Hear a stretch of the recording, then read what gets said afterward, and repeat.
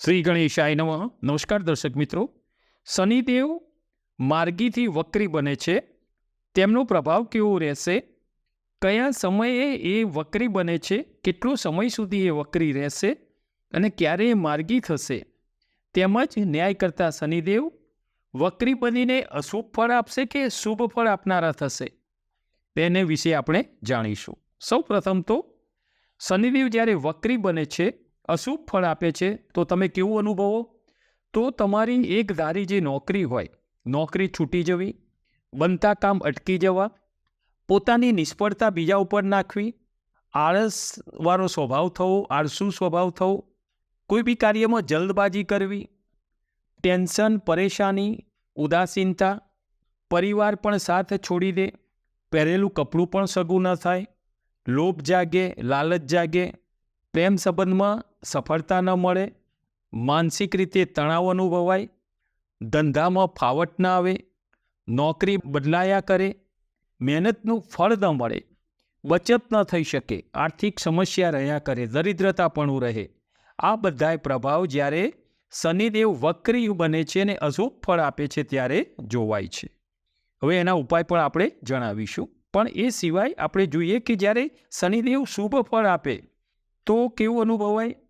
તત્વજ્ઞાન, આધ્યાત્મિક જ્ઞાનમાં વધારો થાય, પ્રમાણિકતા આવે, સ્વાભિમાન, માન પ્રતિષ્ઠા વધે, ધાર્મિકતા વધે, રાજામાંથી રંક બને અને રંકમાંથી રાજા પણ બનાવે શનિદેવ. આપણે રાજા હરિશ્ચંદ્ર તેમજ રાજા વિક્રમાદિત્ય, એમને કેટલું દુઃખ પડેલું. રાજા વિક્રમાદિત્ય ઉજ્જૈનના, એમનું આપણે મૂકેલું છે વિડીયો, શનિશ્ચરની કથા. એ તમે અનુકૂળતાએ સાંભળી લેજો, જોઈ લેજો. એ આખું દ્રષ્ટાંત આપણે મૂકેલું છે. તો શનિદેવની એનાથી એ રાજા જે હરસિદ્ધિ માતા હતા, વૈતાલ હતા, એમના સહાયમાં તો પણ શનિદેવની જ્યારે મહાદશામાં એમને કેવું દુઃખ ભોગવવું પડ્યું એ આપણે એમાં દર્શાવેલું છે. તો મૂળ વાત એ છે કે શનિદેવ માર્ગીમાંથી વક્રી બને છે. પહેલાં તો જાણીએ કે માર્ગી અને વક્રી એટલે શું. તો ક્ષોરમંડળમાં ગ્રહોની ચાલ હોય છે, 3 પ્રકારની ચાલ. સૌ પ્રથમ માર્ગી એટલે કે સામાન્ય ચાલ, જે સૂર્ય અને ચંદ્રની છે. સૂર્ય અને ચંદ્ર હંમેશા માર્ગી ચાલ, એક સીધી ચાલ હોય છે, માર્ગી ચાલ હોય છે. વધારે તેજ ચાલ હોય એ અતિચાલ, તેમજ કોઈ ગ્રહની ધીમી ગતિ હોય તે વક્રી. આકાશમંડળમાં ધીમી ગતિએ ચાલે છે અને જે આપણે પૃથ્વી પરથી જોઈએ તો તે વક્રી દેખાય છે. એટલે કે સને એટલે ધીરે ધીરે ચાલવું, એટલે વક્રી દેખાય છે. નિર્ણય સાગર પંચાંગ મુજબ 30મી જૂન 2024ની રાત્રે 11:21 કલાકથી શનિદેવ વક્રી થાય છે, જે ક્યાં સુધી રહેશે?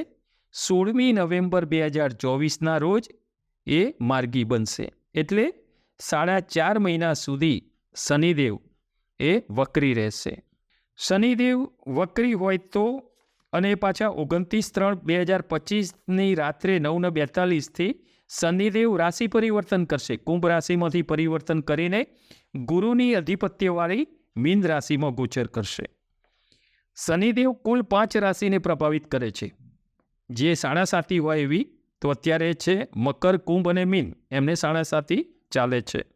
અને બીજી 2 રાશિ કર્ક અને વૃશ્ચિક રાશિ, એમને ઢૈયા ચાલે છે. તો આ 5 રાશિને પ્રભાવિત કરે છે. શનિદેવનો આંકડો જે છે ને, શનિદેવનો અંક 8 છે. એટલે આ સાલ બહુ જ પરિવર્તનવાળી, રાજકારણથી લઈ અને દરેકના જીવનમાં બહુ જ મોટો બદલાવ કરે એવી છે. કેમ કે આ સાલ પણ 2024, તો એનું ટોટલ 8 થશે. એટલે શનિદેવના અંકવાળી આ સાલ છે 2024. શનિદેવ ક્રૂર નથી હોતા. શનિદેવ બધે જ ખરાબ ફળ આપે છે એવું નથી હતું. શનિદેવ કર્મનું ફળ આપનારા છે. સૂર્યદેવના 2 પુત્ર, એક શનિદેવ ને બીજા યમરાજા. શનિદેવ પૃથ્વી ઉપર જીવતા જ કર્મનું ફળ અપાવે છે અને યમરાજા મૃત્યુ પછી. એટલે સૂર્યનારાયણના 2 જે પુત્ર છે ને, એ જીવતા અને મરણ પછી એ બંને જણા કર્મનું ફળ આપવા માટેના છે, શનિદેવ અને યમરાજા. મકર રાશિ તેમજ કુંભ રાશિ શનિદેવની અધિપત્યવાળી રાશિ છે. મકર અને કુંભમાં એ રાશિના સ્વામી છે. શનિદેવ તુલા રાશિમાં એ ઊંચના બને છે અને મેષ રાશિમાં એ નીચના બને છે. વક્રી શનિદેવનું ફળ જોવામાં સૌ પ્રથમ તો એ કેવું ફળ આપશે જોવું હોય તો કેટલી વસ્તુઓ ધ્યાનમાં રાખવાની કે શુભ છે કે અશુભ, એ કઈ રાશિમાં છે, ઉચ્ચ રાશિમાં છે, એમની મિત્ર રાશિમાં છે કે શત્રુ રાશિમાં છે, એ કારક છે કે મારક છે. શનિદેવની જે કારક રાશિ છે ને એ વૃષભ, મિથુન, કન્યા, તુલા, મકર અને કુંભ, આમાં એ કારકત્વ ધરાવે છે. જ્યારે મેષ, કર્ક, સિંહ અને વૃશ્ચિક, ધન અને મીનમાં એ મારક બને છે. બીજું, અવસ્થા કેવી છે? ગ્રહોની અલગ અલગ અવસ્થા હોય છે. બાલ્ય અવસ્થા, કુમાર અવસ્થા, યુવા, વૃદ્ધ અને મૃત. આ મુજબ એ ફળ આપનારા હોય છે. બીજું કે શનિદેવ કયા નક્ષત્રમાં છે અને એ નક્ષત્ર એ મિત્ર ગ્રહનું નક્ષત્ર છે કે શત્રુ ગ્રહનું નક્ષત્ર છે એ પણ જોવાનું હોય છે. જો મિત્ર ગ્રહના નક્ષત્રમાં એમનું જો ગોચર હોય તો એ શુભ ફળ આપનારા બને છે.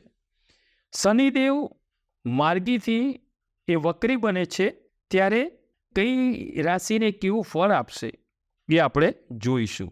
તમારી જન્મ રાશિ અથવા લગ્નથી પણ તમે આ જોઈ શકશો. તુલા રાશિ, અક્ષર રત. શુક્રની અધિપત્યવાળી તુલા રાશિના જાતકો માટે શનિ વક્રી થઈને તમારી રાશિથી પંચમ ભાવમાં કે જે વિદ્યા અને સંતાનનું સ્થાન છે, અહીંયા તમને સંતાનના લગતી ચિંતા હળવી થતી જોવાય.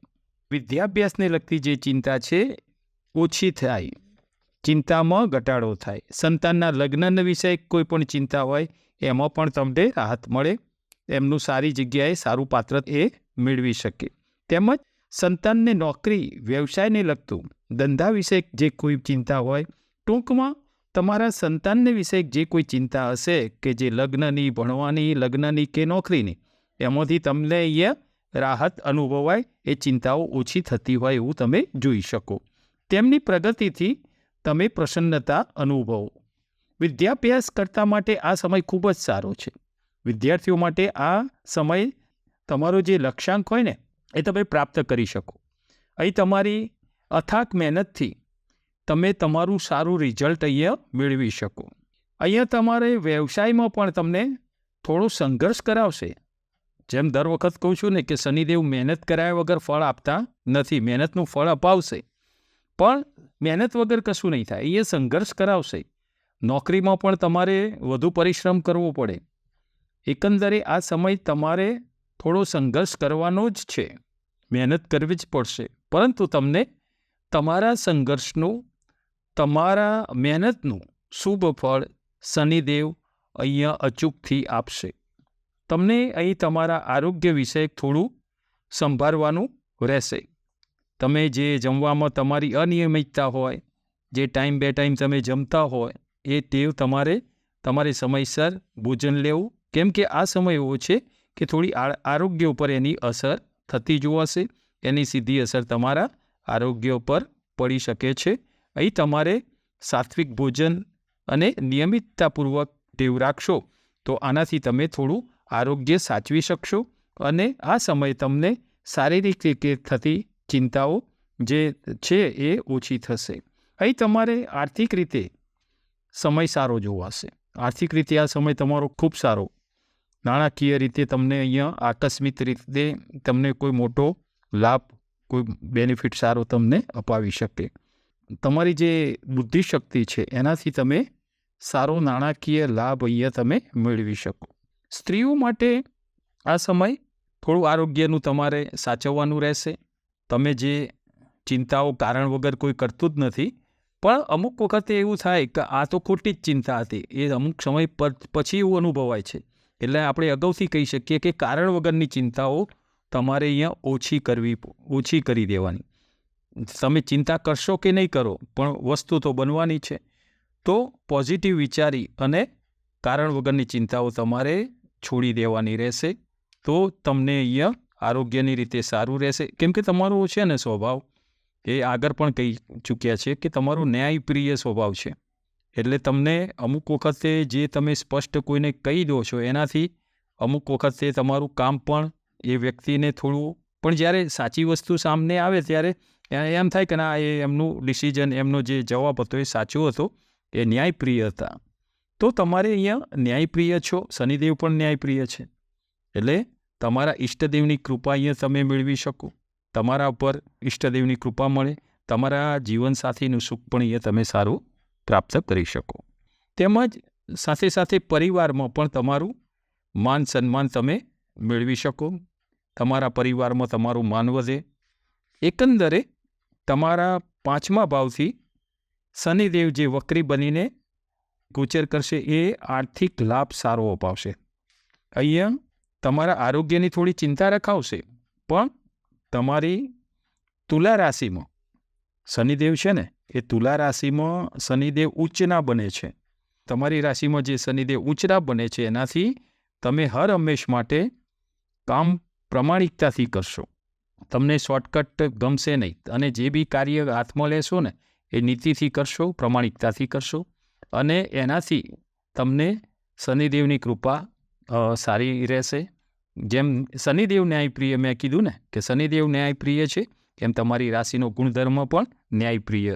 કોઈ બી વસ્તુ હોય ને તો તમે તટસ્થ રહીને કોઈને સારો એવો નિર્ણય આપી શકો એવા છો.